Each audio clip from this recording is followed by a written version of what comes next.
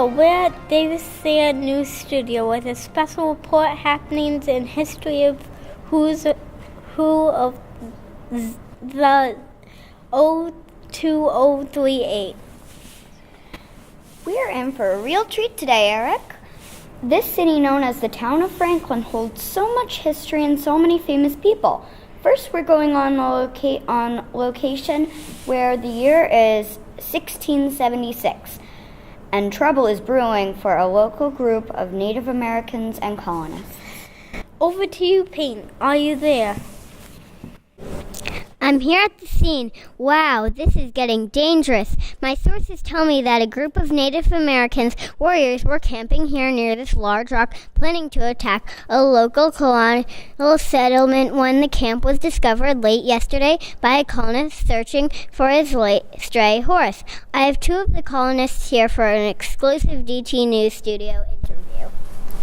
Last night, I was looking for my horse and I discovered Native Americans about to attack Franklin. I ran back and warned the others. At dawn, a group of us were ready to attack a surprise attack.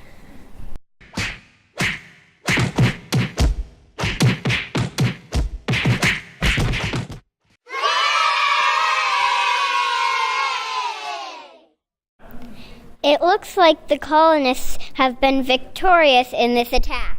We declare this site Indian Rock. There you have it. Back to you in the newsroom. Wow, Indian Rock, what an exciting piece of history.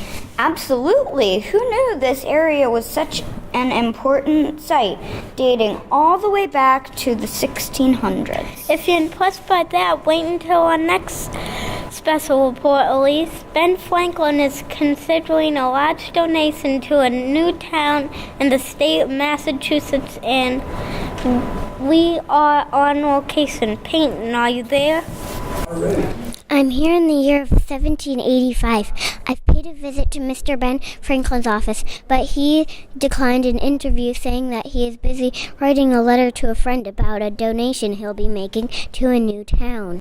March 15th, 1785. My dear friend, I am writing to request a list of a few books to the value of £25.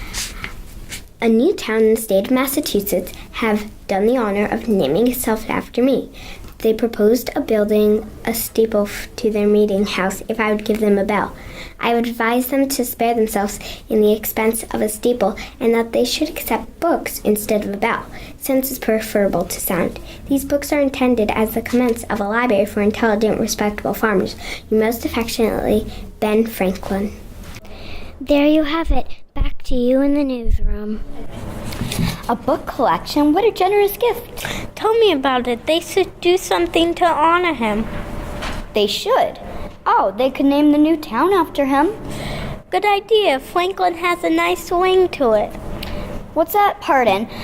I'm sorry, Eric. I'm getting word from Peyton. She is already over in the year 1812, where a man named Davis Thayer is hard at work in his straw hat factory.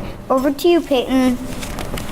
Thank you, Elise. Yes, I'm here in the year of 1812 in the town that's officially been named Franklin. I'm visiting with Mr. Davis Thayer, a local straw hat maker. Mr. Thayer, what can you tell us, our viewers? Yes, hello and welcome to my factory. 2 years ago, my brother Asa and I opened a store in City Mills selling straw braids. Recently, we bought the Adams store near the center and manufacture bonnets in our own shapes and styles. We have the second straw goods firm in the country. That's impressive, Mr. Thayer. Thank you.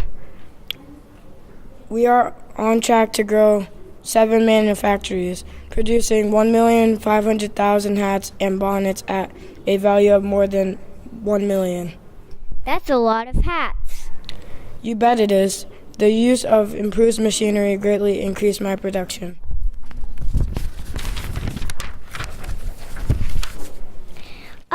Introductory at finest. Do you have any other interests besides straw manufacturing? I do. I'm also interested in government and will someday establish the town's first central post office in my store. So many accomplishments and goals. Thank you for your time and your contributions to Franklin, Mr. Thayer. You're most welcome. Perhaps you could think of me one day, say in 1924, as you're building a new school in Franklin. There's an idea. Eric and Elise, back to you. Wow, Eric, Franklin is really turning out to be a hotbed of progress. What do you think is the key to their growing success? I think one of the factors is education growth, Elise. Good point, Eric. Speaking of education, I am getting word that Peyton is in the year 1865, and she is with another key person in Franklin's history. Peyton?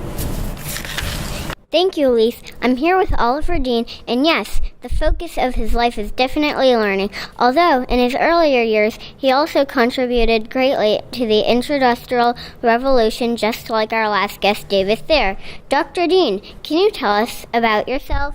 Yes, thank you. I was born in 1783 and began my career as a medical doctor, but later, in 1865, I joined the Industrial Revolution, eventually managing the Muskeg Mills in Manchester, New Hampshire.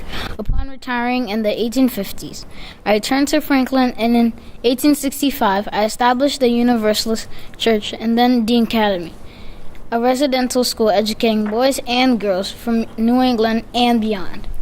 Fascinating. Thank you for your contributions, Dr. Dean. You should know that in 1950, Dean Academy will grow to add a junior college, which will later become a 4-year program. Dean College. That has a nice ring to it. Back to the newsroom.